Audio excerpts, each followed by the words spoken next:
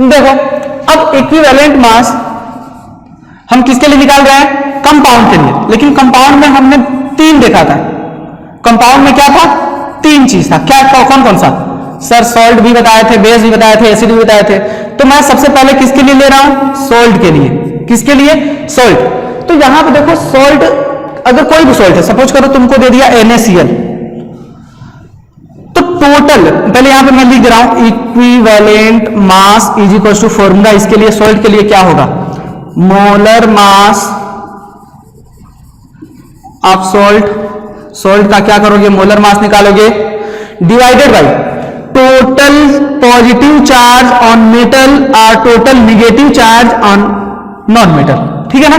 तो यहां पे लिख दो टोटल पॉजिटिव चार्ज दिख रहा है, ये पॉजिटिव मैंने लिखा है, ठीक है ना? टोटल पॉजिटिव चार्ज और टोटल निगेटिव चार्ज, या तो पॉजिटिव लो या फिर निगेटिव, कोई भी ले सकते हो। जैसे यहां पे देखो पॉजिटिव चार्ज क्या होगा?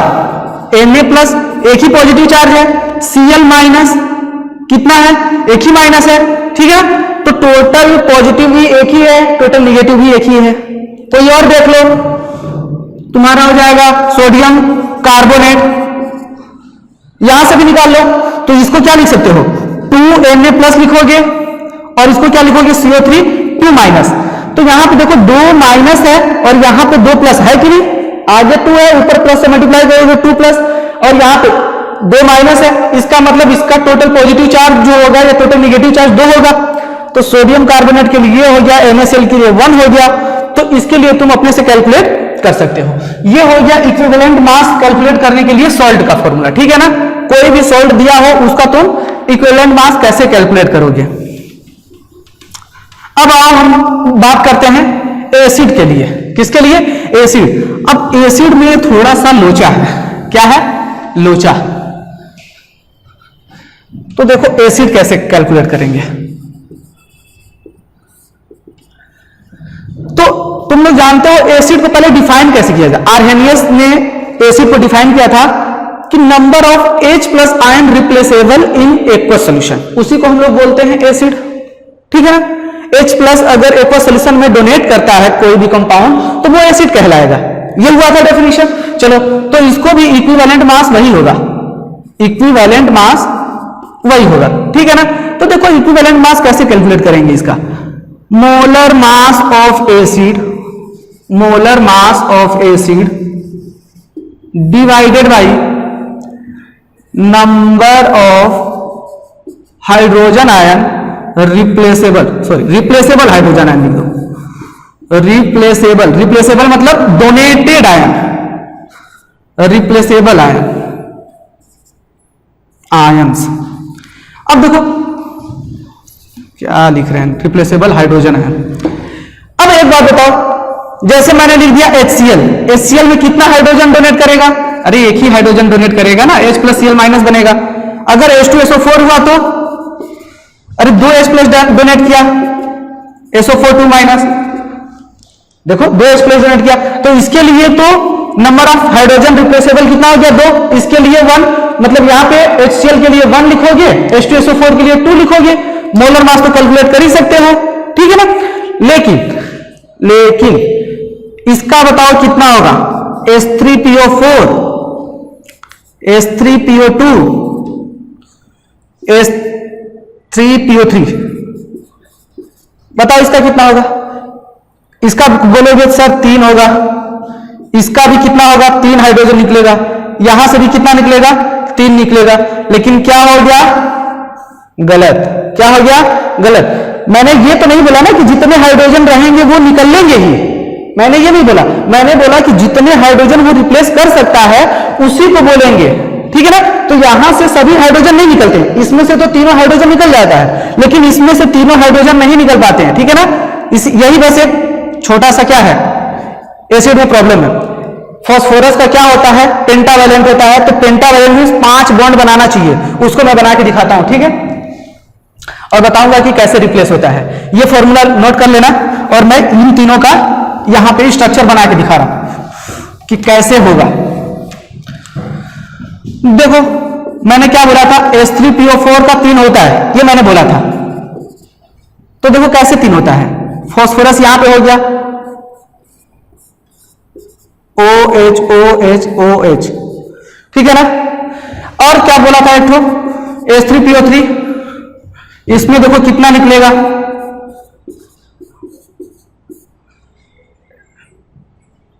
H3PO3, देखो ऑक्सीजन 3 है, हाइड्रोजन भी 3 हो गया। अब क्या हुआ, H3PO2, इसमें क्या होगा, फास्फोरस ऐसे, हाइड्रोजन और हाइड्रोजन, देखो हो गया। अब एक बात समझो, अगर तुम यहां से तीनों निकाल देते हो तो इसका 5 बॉन्ड तो बना रहेगा, इसका 5 बॉन्ड तो बना रहेगा, इसमें कोई प्रॉब्लम नहीं होगी। तो ये तीनों हाइड्रोजन इजीली क्या कर सकता है, रिमूव कर सकता है। इसीलिए इसकी वैलेंसी क्या होगी, सॉरी, इसका जो हाइड्रोजन रिप्लेसेबल कितना होगा, 3 होगा। क्यों, क्योंकि ये तीनों हाइड्रोजन निकल सकता है और फास्फोरस का 5वां बॉन्ड बना रहेगा। लेकिन यहां पे देखो, अगर सभी हाइड्रोजन को निकालते हो तो क्या होगा, अरे जब ये हाइड्रोजन जाएगा तो ये बॉन्ड भी तो जाएगा, ये हाइड्रोजन जाएगा तो ये बॉन्ड जाएगा कि नहीं जाएगा। तो इसकी बॉन्ड कितने जाएंगे, 4 हो जाएंगे, अनस्टेबल हो जाएगा। क्या हो जाएगा, अनस्टेबल। इसीलिए बस यही 2 हाइड्रोजन को निकाल सकता है। इस 2 हाइड्रोजन को निकालेगा तो देखो ऑक्सीजन है ना, यहाँ पे ऑक्सीजन है तो वो बॉन्ड तो बना ही रहा है, 2 यहां से हो गया, एक ये नहीं निकलेगा, ये हाइड्रोजन नहीं निकलेगा, जो ऑक्सीजन के साथ रिलेटेड है वही बस निकलेगा। समझ में आ रहा है। तो ये दोनों हाइड्रोजन क्या हो जाएंगे, निकल जाएंगे।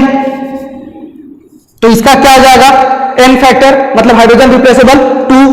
यहां से क्या होगा, बस यही निकलेगा। अगर ये दोनों भी निकाल दे तो ये दोनों बॉन्ड निकल जाएंगे, ठीक है ना। तो दोनों बॉन्ड हमको नहीं कम करना है, पेंटावैलेंट होना चाहिए। तो ये हाइड्रोजन कितना हुआ, एक ही रिप्लेस हुआ। नंबर ऑफ हाइड्रोजन रिप्लेसेबल, इसके लिए 3 याद कर लेना, इंपॉर्टेंट है, ये पूछता है। और इसके लिए 2, इसके लिए 1, ठीक है। सबके लिए कैलकुलेट कर सकते हो आप। अगर H3O4 का पूछा इक्विवेलेंट मास कितना होगा, तो molar mass of H3PO4 divided by 3। इसका पूछेगा तो molar mass of H3PO3 divided by 2। अगर इसका पूछेगा तो molar mass of H3PO2 divided by 1, ठीक है। चलो ये तो हो गया एसिड का। अब देखते हैं बेस का। बेस में कोई एक्सेप्शन नहीं है, ठीक है ना। बेस में हमारा कोई भी एक्सेप्शन नहीं है। तो देखते हैं बेस में कैसे, बेस को बताओ कैसे डिफाइन किए थे आर्हेनियस। आर्हेनियस बेस को कैसे डिफाइन किए थे कि जो भी कंपाउंड एक्वस सॉल्यूशन में OH माइनस, क्या एक्वस सॉल्यूशन में OH माइनस आयंस डोनेट करेगा उसको हम लोग बोलते हैं बेस, ठीक है ना। तो बस यही है इसका इक्विवेलेंट मास। कैसे कैलकुलेट करोगे, equivalent mass is equals to molar mass of base, molar mass of base divided by क्या, number of OH minus ion replaceable, number of OH minus ion replaceable. Replaceable मतलब donated ion, ठीक है ना। तो simple बात है। एक बात बताओ, अगर सोडियम हाइड्रोक्साइड हुआ, इसमें कितने हाइड्रोक्साइड आयन है, जितने हाइड्रोक्साइड आयन उतने निकल जाएंगे। मतलब एक ही है तो एक निकलेगा, मतलब नंबर ऑफ OH माइनस कितना निकला, 1। कैल्शियम हाइड्रोक्साइड हो गया, कितने निकलेंगे, 2, ठीक है। ये समझ में आ रहा है सर। तो ऐसे ऐसे तुम क्या कर सकते हो, कैलकुलेट कर सकते हो कि कोई भी बेस दिया हो तो उसमें OH माइनस आयन कितना है वो उसी के आयन से डिवाइड कर दोगे। यहां पे 2 आयन है तो 2 से डिवाइड कर दिए, 1 आयन है 1 से डिवाइड कर दिए, ठीक है। तो इक्विवेलेंट मास तुम कैलकुलेट करना समझ गए, ठीक है ना। चलो, तो नॉर्मेलिटी और नॉर्मेलिटी से रिलेटेड इक्विवेलेंस वेट कैसे कैलकुलेट करते हैं वो आ गया। अब देखो इससे रिलेटेड हम क्वेश्चन करेंगे। सबसे पहले अभी समझ लो कि नॉर्मेलिटी और मोलरिटी में रिलेशन क्या होता है। तो यहां पे लिख देते हैं रिलेशन बिटवीन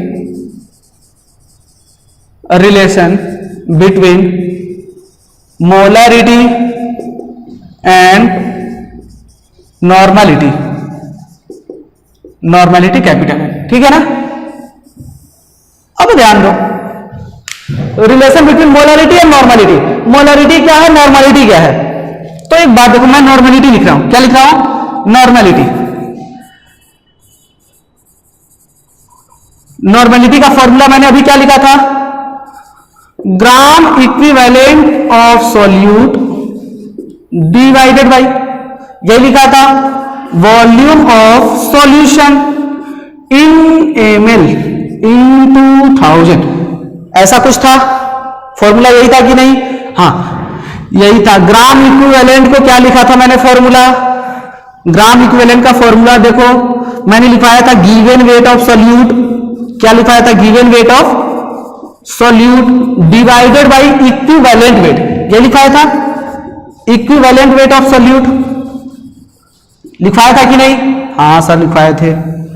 अब यहां देखो volume of solution in ml, अब ऊपर 1000 तो है ही, उसको छोड़ दो, ठीक है। एक बात बताओ, इक्विवेलेंट वेट का अभी जितना भी फॉर्मूला पढ़े उसमें क्या था, equivalent mass is equals to, तुम यही पढ़े थे, molar mass divided by n factor, मतलब कोई भी है उस यहां पे कोई वैल्यू आती थी, उसको मैंने क्या लिखा यहां पे n फैक्टर, ठीक है ना। तो वो यहां पे मैं पुट कर दे, चलो पुट कर देते हैं, तो गिवन वेट ऑफ सॉल्यूट, यहां पे जब वो रखोगे तो देखो मोलर मास ऑफ सॉल्यूट होगा, सॉल्यूट के लिए निकाल रहे हो ना, तो मोलर मास ऑफ सॉल्यूट, एक बात बताओ, molar mass of solute divided by n factor divide करोगे इसका मतलब ऊपर चला जाएगा क्योंकि ये तो पहले से ही डिवाइड है, तो n फैक्टर कहां चला गया, ऊपर, ये 1000 पहले से है, रख दो। अब divided by volume of solution पहले से था, देखो इसमें तुम लोग घोल मत जाना, ठीक है ना, लग रहा है कि सब एक ही में लिखा हुआ है, ये इसका फॉर्मूला है ऊपर वाला का, ये नॉर्मलिटी, और ये वाला जो है इसके नीचे है, ठीक है। तो यहां पे ये नॉर्मलिटी का जो फॉर्मूला है, ये नीचे वाला, इसमें कुछ दिख रहा है तुमको, कुछ दिख रहा है, given weight of solute divided by molar mass of solute, इसी को तो बोलते हैं मोल्स ऑफ सॉल्यूट, इसी को तो बोलते हैं मोल्स ऑफ सॉल्यूट, तो मैं वहां पे लिख दे रहा हूं, ठीक है ना, नॉर्मलिटी इज इक्वल्स टू, इसको क्या बोलते हैं, मोल्स ऑफ सॉल्यूट, तो मोल को हम n से रिप्रेजेंट करते हैं, स्मॉल n से, सॉल्यूट को मैं a लिख रहा हूं, तो मोल्स ऑफ सॉल्यूट हो गया, divided by volume of solution है, लिख दो volume of solution in ml, ऊपर 1000 है ही, इनटू n फैक्टर भी है, n फैक्टर, चलो n फैक्टर यहां पे बस ऐसे लिख दे रहा हूं, ठीक है ना।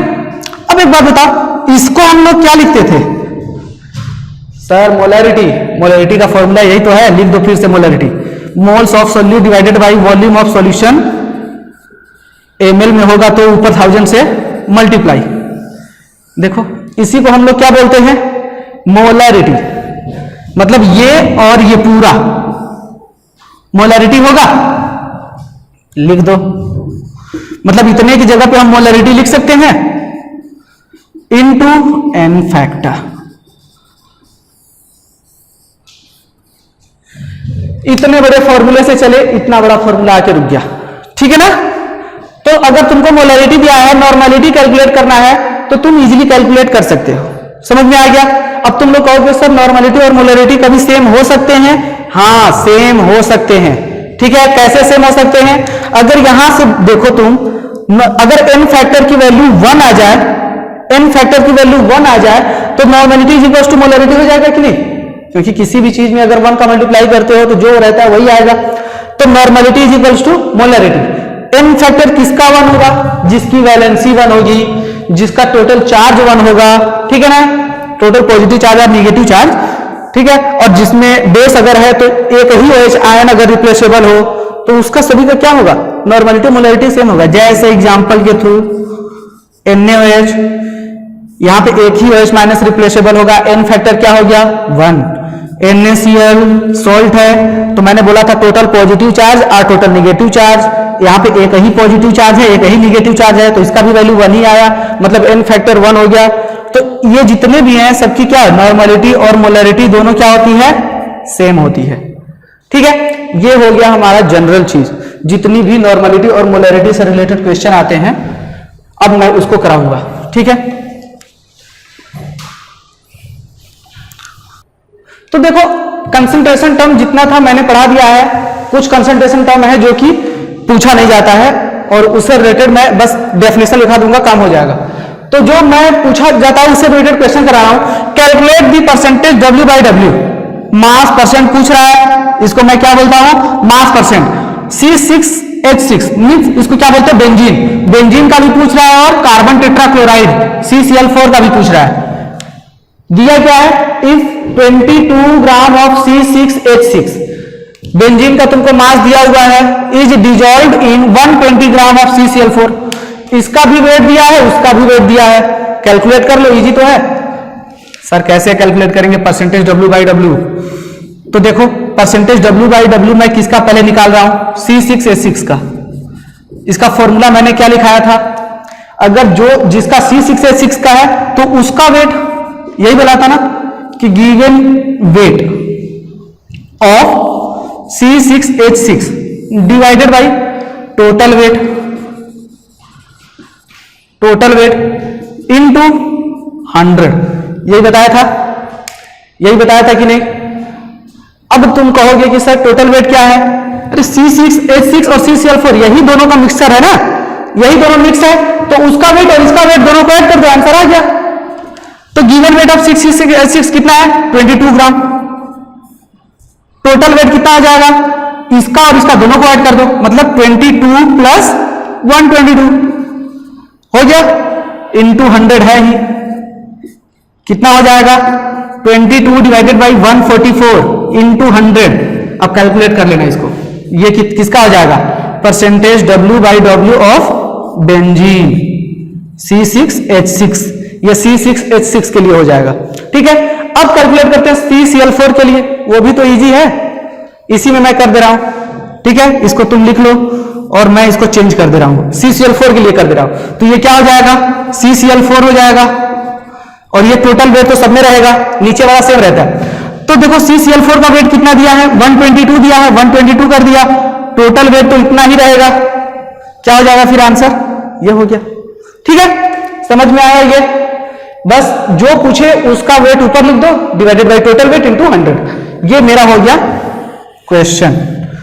ठीक है ना, क्वेश्चन का आंसर ये CCl4 का हो गया, और वो जो पहला वाला था 22 डिवाइडेड बाई 144 वो C6H6 का था। चलो ये क्वेश्चन हो गया हमारा। अब दूसरा क्वेश्चन देखते हैं।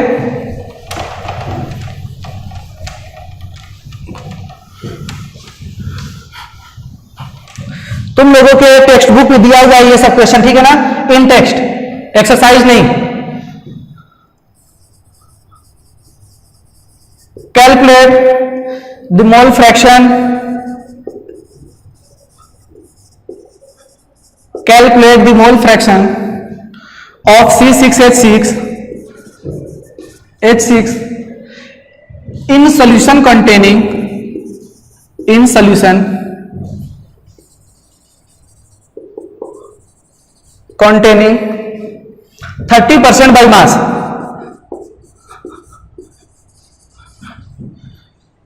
in CCl4। एक बात बताओ, सेम वही क्वेश्चन है, सेम वही क्वेश्चन है, जो क्वेश्चन वो था उसमें बस वेट दिया हुआ था, इसमें क्या दिया हुआ है 30% बाई मास। मैंने क्या बताया था, जहां पे बाई मास दे दिया, क्या, जहां पे बाई मास दे दिया उसका मतलब क्या होता है W बाई W। तो इसको हम लिख सकते हैं, देखो सॉल्यूशन मैं ऐसे कर रहा हूं, इसको क्या लिख सकते हैं W बाई W, मतलब 30% W बाई W होगा ना, और क्या है 30% बाई मास किसका है, C6H6, मतलब हमारा सॉल्यूट C6H6 है, सॉल्वेंट हमारा क्या है CCl4 है। तो अगर इसको लिखोगे इसका मीनिंग क्या होगा, 30 gram of C6H6, less amount में है तो C6H6 क्या हो जाएगा, सॉल्यूट हो जाएगा। तो 30 gram of C6H6 present in 100 gram of solution, 100 gram of solution. अब इसको देखो डायरेक्ट लिखते हैं, किसका तुमको चाहिए क्या, पहले ये बताओ, मास ऑफ सॉल्वेंट चाहिए। क्यों मास ऑफ सॉल्वेंट चाहिए, मोल फ्रैक्शन कैलकुलेट करने के लिए मोल की जरूरत होती है। किसकी जरूरत होती है, मोल की। तो मोल्स ऑफ सॉल्यूट तो निकाल सकते हो, लेकिन मोल्स ऑफ सॉल्वेंट नहीं निकाल सकते हो, मोल्स ऑफ सॉल्वेंट नहीं निकाल सकते हो। कैसे निकालोगे फिर, ये 100 100 ग्राम में से 30 निकाल दोगे तो मास ऑफ सॉल्वेंट निकल जाएगा। लिखो mass of solvent is equals to mass of solution minus mass of solute. Mass of solution 100 है minus mass of solute 30, total हो जाएगा 70 ग्राम जो आया वो क्या है, मास ऑफ सॉल्वेंट है। तो इसका मोल कैलकुलेट कर लेते हैं। सॉल्वेंट क्या है यहाँ पे, CCl4 है, तो CCl4 अब यहाँ पे मोल्स लिख लो, मोल्स ऑफ CCl4 क्या हो जाएगा, given weight divided by molar mass. Molar mass CCl4 का कितना होगा देख लो, क्लोरीन का कितना होता है 35.5, 4 से मल्टीप्लाई करोगे कितना हो जाएगा 142 इंटू कार्बन का 12, 142 इंटू प्लस 12 कितना हो जाएगा 154। तो ये हो जाएगा किसका, मोल्स ऑफ CCl4। अब देखो मैं क्या बेंजीन का मोल्स निकाल लो क्योंकि दोनों का ही मोल्स चाहिए। तो moles of benzene C6H6 is equal to क्या हो जाएगा, तो इसका वेट कितना है 30 ग्राम है ना, देखो 30 ग्राम ऑफ C6H6, तो 30 डिवाइडेड बाई इसका मोलर मास, तो क्या होगा मोलर मास, कार्बन कितना है 6 है, तो 12 6 कितना हो गया 72, सॉरी 72 प्लस 6 कितना हो जाएगा 78, यहां 78 रख दो, हो गया 30/78, इसका मोल निकल गया। अब ध्यान दो मोल फ्रैक्शन किसका पूछा है, C6H6 का पूछा है, तो यहां पे मैं लिख दे रहा हूं mole fraction of C6H6 is equals two moles of C6H6 divided by moles of C6H6 plus moles of CCl4। यही होगा कि नहीं, हाँ सर यही होगा। तो मोल्स ऑफ C6H6 इसका मोल्स कितना कैलकुलेट किए हो, ये है 30 डिवाइडेड बाई 78। अब ये भी है, ये तो वही सेम चीज है ना, इसको वही लिख दो प्लस CCl4 का देखो कितना कैलकुलेट किया मोल्स, ये रहा, तो 70 डिवाइडेड बाई 154। अब इसको तुम लोग कैलकुलेट कर लेना, इसको तुम लोग कैलकुलेट कर लेना। कैसे कैलकुलेट करोगे, पहले इन दोनों का एलसीएम ले लेना, इन दोनों का एलसीएम लेने के बाद जो आएगा इसको ऐड कर दोगे, फिर सबसे नीचे वाला सबसे ऊपर बीच वाला बीच से मल्टीप्लाई कर दोगे, आंसर आ जाएगा। ये किसका होगा, मोल फ्रैक्शन ऑफ C6H6।